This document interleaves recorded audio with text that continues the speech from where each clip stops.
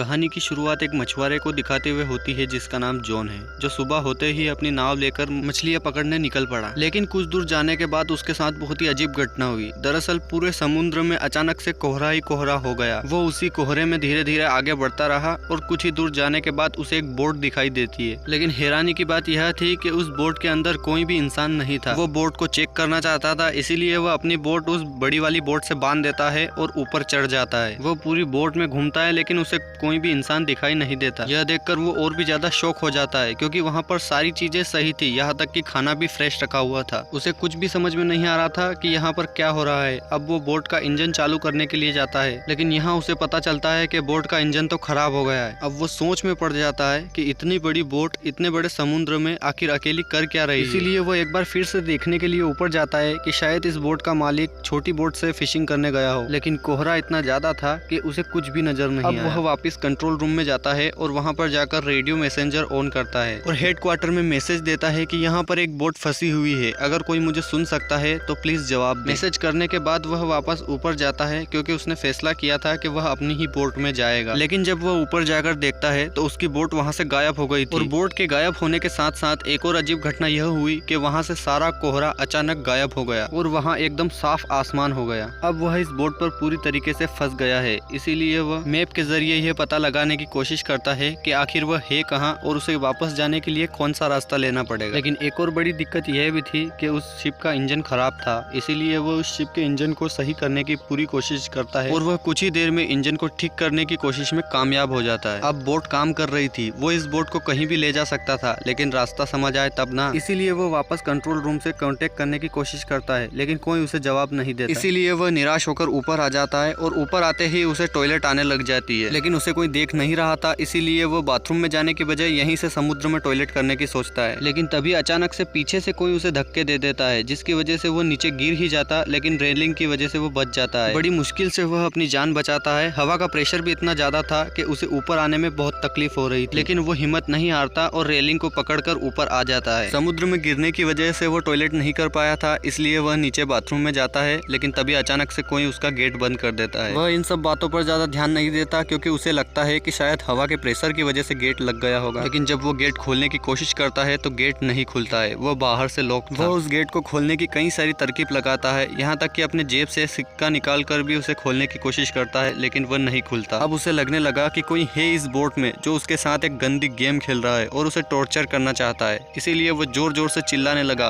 Please मुझे बाहर निकालो, दरवाजा खोलो, मैं यहाँ चोरी के मकसद से नहीं आया था, मैं तो बस चेक करने आया था। वह बहुत चिल्लाता है, लेकिन उसका कोई भी जवाब नहीं दे रहा था। अब उसे जो भी करना था खुद ही करना था, इसीलिए वो कैबिन खोलता है तो उसे एक यहाँ पर बहुत ही डरावनी चीज दिखाई देती है। दरअसल यहाँ पर खून लगा हुआ था, लेकिन वो उस पर इतना ध्यान नहीं देता है और वहाँ से कैंची निकालकर फिर से दरवाजा खोलने की कोशिश करता है, लेकिन वह इस बार भी नाकामयाब हो जाता है। ये बोट भी लगातार चलती ही जा रही थी। पास लगी खिड़की में से वो बाहर झांकने की कोशिश करता है तो उसे दिखाई देता है कि एक कार्गो शिप ठीक उसी की तरफ बढ़ रही है। अगर वो कार्गो शिप इससे टकराई तो यह बोट तबाह हो जाएगी और वह मारा जाएगा। अब वह खुद की जान बचाने के लिए कार्गो शिप को सिग्नल देना चाहता था, लेकिन वह यहाँ फंसा हुआ था, इसीलिए वह उसकी शर्ट निकालकर सिग्नल देने की कोशिश करता है, लेकिन कार्गो शिप का कोई भी इंसान उसे नहीं देखता। अब अगर उसे अपनी जान बचानी है तो जो भी करना है खुद से ही करना पड़ेगा। तभी उसे विंडो के ऊपर एक रस्सी दिखाई देती है, जिसे वो खींचता है और उसे बांधकर बाहर फेंकता है ताकि बोट रुक सके, लेकिन यहाँ उसके साथ बुरा हो गया। दरअसल उस रस्सी का एक हिस्सा उसी की बोट के फैन में जाकर लग गया और वह रस्सी उसके गले पे अटक गई। उसकी गर्दन लाल हो गई और उसे बहुत दर्द हो रहा था। वह मरने ही वाला था, लेकिन बड़ी ही मुश्किल से किसी और टूल के जरिए वो अपनी गर्दन को छुड़वाता है। गर्दन पूरी तरीके से जख्मी हो गई। रस्सी के फैन में अटकने की वजह से वो बोट तो बंद हो जाती है, लेकिन कार्गो शिप फिर भी इधर बढ़ रही थी और वह इस बोट से टकरा जाती है, जिससे कि इस बोट को काफी बड़ा झटका लगता है, जिसकी वजह से जॉन के सर में चोट लगती है और वह बेहोश हो जाता है। जब जॉन को होश आता है तो वह देखता है कि बाथरूम में पानी भर रहा है, लेकिन हैरानी की बात यह थी कि ये पानी साफ पानी था, यानी कोई तो है जो उसे मारने की कोशिश कर रहा था। वह एक बार फिर से भीख मांगता है। वह कहता है, तुम जो भी हो प्लीज मुझे यहाँ से जाने दो, मुझे छोड़ दो, लेकिन कोई भी उसकी बात नहीं सुनता। अब उसे भूख प्यास भी लग रही थी, जिसकी वजह से उसकी ताकत भी कम हो रही थी। वह शावर को यूज करके पानी पीना चाहता था, लेकिन उसमें भी पानी नहीं था, इसलिए वह जम का पानी पीने लगता है, लेकिन अब वह नमकीन हो गया था, यानी यह समुद्र का पानी था। अब वह समझ गया कि उसकी बोट के अंदर शायद कोई छेद हो गया है, जिसकी वजह से ये पानी घुस रहा है। अगर उसने जल्दी कुछ नहीं किया तो उसकी पूरी बोट डूब जाएगी और वो खुद भी मारा जाएगा। इसीलिए वो एक बार फिर से गेट खोलने की कोशिश करता है लेकिन गेट नहीं खुलता है। और अब हमें दिखाया जाता है कि रात हो गई है और कोई बोट को चला रहा है जो कि हमें दिखाई नहीं दे रहा है, यानी वो इनविजिबल है। इसका मतलब वो कोई आत्मा या इविल क्रिएचर है। अब पानी भर भर कर काफी ऊपर आ गया था। इसी सदमे में जॉन सो गया, लेकिन जब उसकी आंख खुली तो वहाँ पर तूफान आ गया था, जिसकी वजह से बोट का भी काफी सारा नुकसान हुआ और जॉन को भी काफी सारे चोटें लगी। पानी का लेवल इतना बढ़ गया था कि सिर्फ उसका सर ही बाहर था।